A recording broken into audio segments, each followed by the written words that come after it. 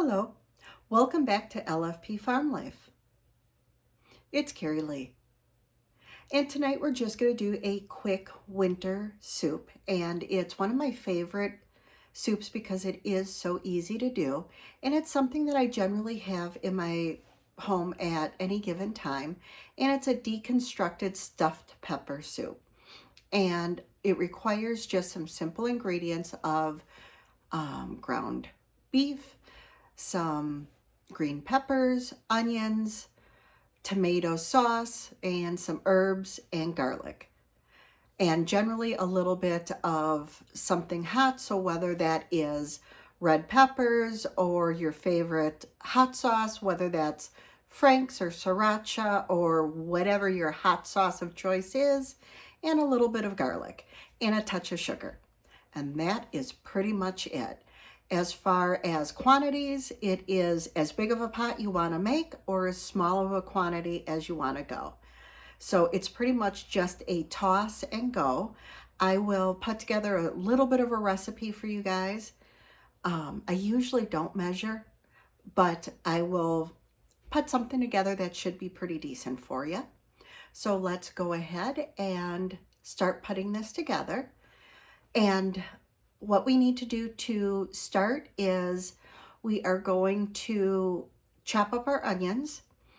And I have gone and prepped our onions for us already. I've got a bit of a migraine going. It's been going for a couple of days. So I'm sorry if my sniffles are bothering you because my eyes are already running because my head's already just a thunking. So if you see my eyes twitching, that's because my head's already just pounding.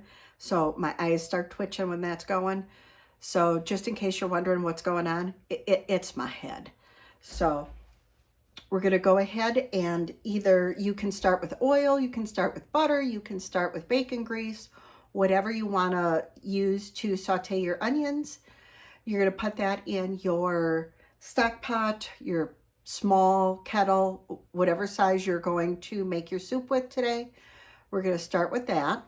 So let's get our kettle warmed up and get our onions starting to become translucent. And that's the first thing that we need to. And I like to let my bacon grease or my butter melt first before I add my onions, just so that they have something to saute in so that they don't stick to the bottom of my pot.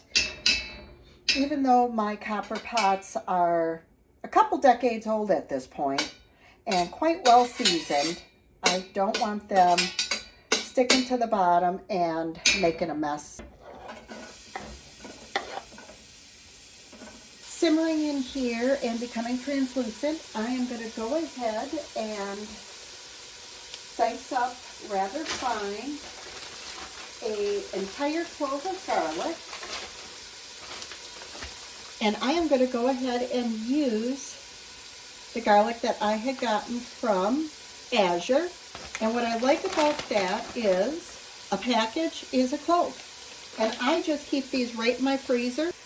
And I have some green peppers that I had left over from my last Azure order that I had chopped up and put in my out-of-air vacuum sealer bags that I had put in my freezer for usage later. And these will be absolutely perfect to use in today's meal. So I'm going to go ahead and just add those to this meal, and I want to saute these with my onions to soften these up a little bit before I add my tomato product. Oh, they still smell so fresh. I'm going to add a little bit of seasonings. So we're going to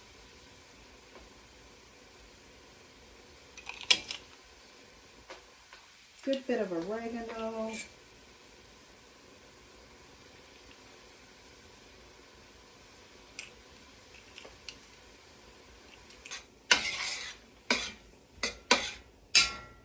I'm going to use 2 cans of our Azure tomato sauce. That's in the 29-ounce quantity. and then 1 can of our Azure tomato paste that's in the 6-ounce quantity. So I'm just going to go ahead and pop all 3 of these cans open. So when it's time to add these, I can just go ahead and quick dump them in. Get fragrant. And I didn't do any sort of fine dice at all. I also had a little bit of tomato sauce that is full of Italian seasonings with a couple of tiny Italian meatballs from a very similar style meal that I had some leftovers of just the sauce and meatballs that would complement this meal really well, that I had done with my out of air vacuum bags, but with my food saver, not with my Avid Air food vacuum sealer. So I thought, you know what, instead of just letting this languish in my freezer, I'm going to go ahead and use this up and add it to this meal instead of finding something else to use this with. So I figured, you know what, let's just go ahead and combine that with today's meal. You know, sometimes when we have just a little bit left over, you can always find a meal that you can use those little tiny leftovers and stretch a meal or use it to make a new meal off of. And that is something that I do like to do to enhance a meal, or if I'm just making a meal just for me because Leslie isn't feeling good or isn't hungry, or I can use it to create a whole new meal. That's always quite nice. So I'm going to go ahead and just add this in, kind of carefully add this in here. And I'm going to go ahead and add the first of my tomato sauce.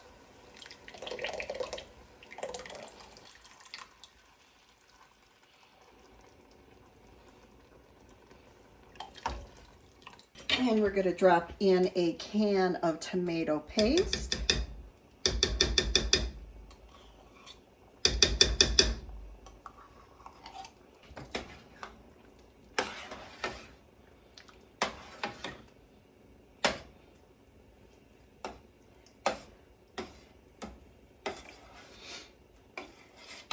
And I just sort of want to get that tomato paste disintegrated and smoothed into our sauce a little bit more, and get that first round of seasonings blended into this sauce, as well as the seasoned sauce that we added.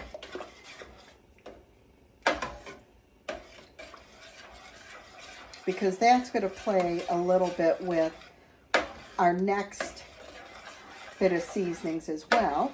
And then another thing that makes this so quick and easy to make is I'm going to use a bag of our tri-colored, already cut up bell peppers. I don't know if this is going to be enough. If it's not, then I'll run down to the freezer and grab another bag or so.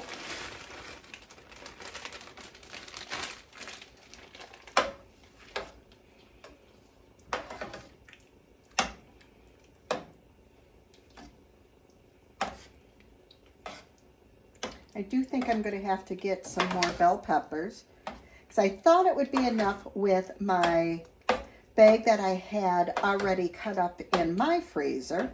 But before I do that, I do want to add my meat. And then our beef, we still have, at least what's left, is some from a local farmer that raises some absolutely phenomenal Angus. Mark does an excellent job on his Angus. We do need to get some more beef fairly soon, but I have a lot of burger left. So we're going to have to use that up before we buy any more meat, which is why there's 2 pounds of burger going in here instead of 1. And normally I would salt and pepper and season this beef before I would roll it in the little balls. But because we have so many different items already in here, I think I am just going to do regular burger balls and then season the sauce after I taste it. And I am just tearing off smaller burger balls and squeezing them into small little tiny meatball sized balls and dropping them in. And whenever we have our meat processed, we have our meat processed at an 80-20. So if you like a 90-10, you may need to use a little more fat when you saute your onions and your green peppers, because it's the extra fat from the burgers that add the richness into this particular sauce that I think makes this soup so very good. And this is one of those soups that is pretty decent the day that you make it. It's even better the next day. Or it's really good if you make it early in the morning for dinner that evening and you just let it meld. But my head was just throbbing this morning, so it's just going to have to do.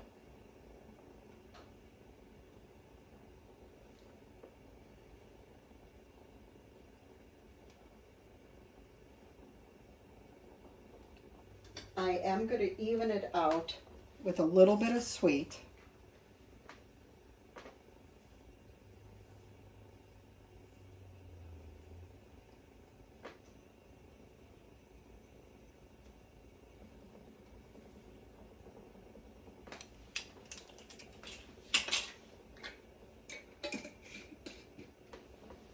And then I'm going to throw in, I wasn't sure if it was going to need some basil, but it does. And I am almost completely out of my dried basil, and I forgot to order it on my last Azure order, so I have a package of fresh. So let me quick chop this up and toss it in.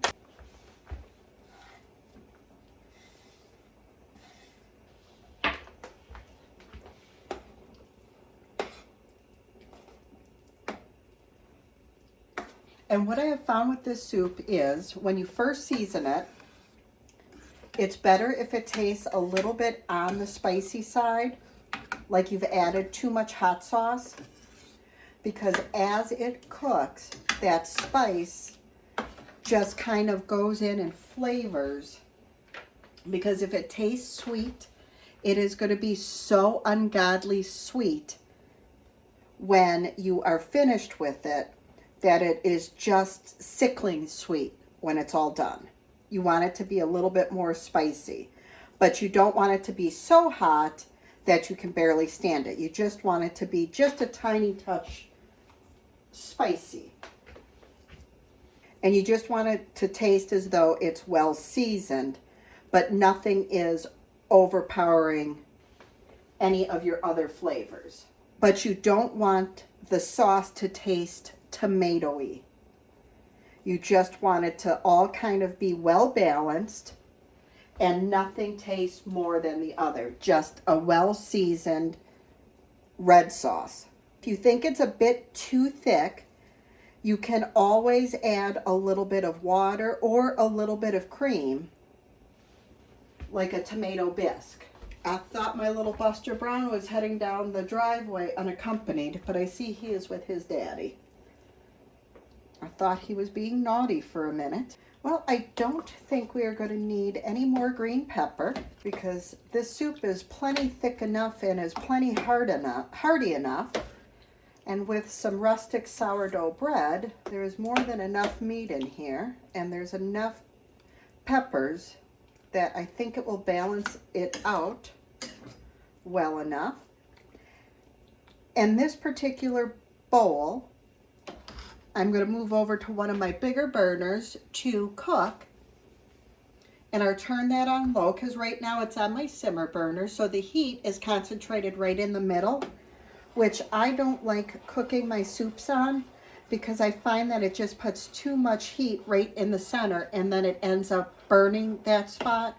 Whereas if I move it to a wider burner, turn that on low, it actually disperses the heat a lot better, and I get a nicer finish without too much heat and less likely to burn. And it should take about a half an hour to cook this amount of meat all the way through, and it should the flavors enough that it will give us a really nice dinner. So whenever it is finished, I will show you what that looks like. But to kind of give, I'm sure you can pretty much see, but you know, it's a nice thick soup. And as the burger breaks down and starts to release a little bit of that juice from this meat. It gives just a wonderful flavor and richness.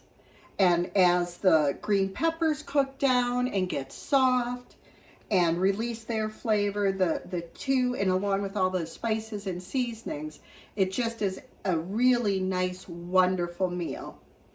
And my stock pot is a 6.5 quart. So there is plenty in here that you can have a quick meal that probably has taken us maybe a half an hour to put together, if that. And for 2 people, this is probably enough for, I don't know, 6 to 8 servings, 6 to 8 dinners.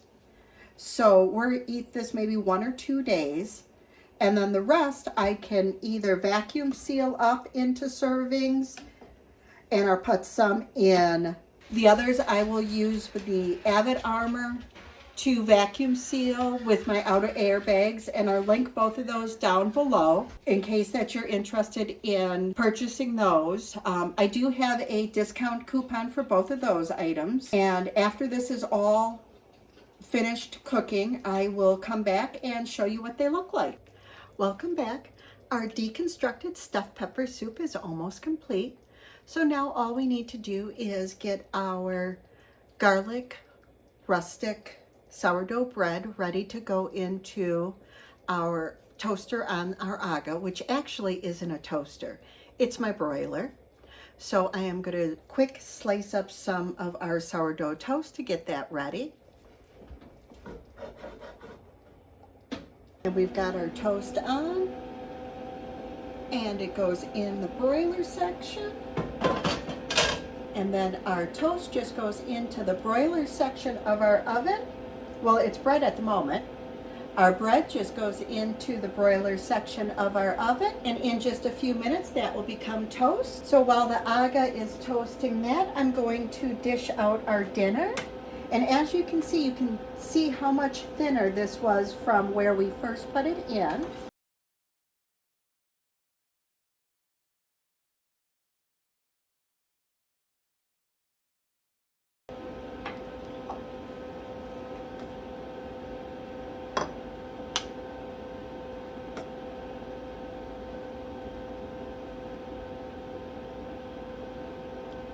And then I am just going to have a little bit of raw milk with my dinner.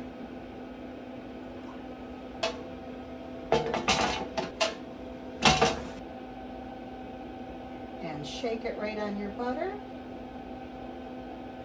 And if you like, some people take a little tiny touch of salt and also put it right on top of their garlic toast. And there you have a wonderful homemade, that is quick and easy, deconstructed stuffed pepper soup with a rustic garlic toast sourdough bread. Thank you for joining us this evening, and I hope you like, subscribe, and share our videos.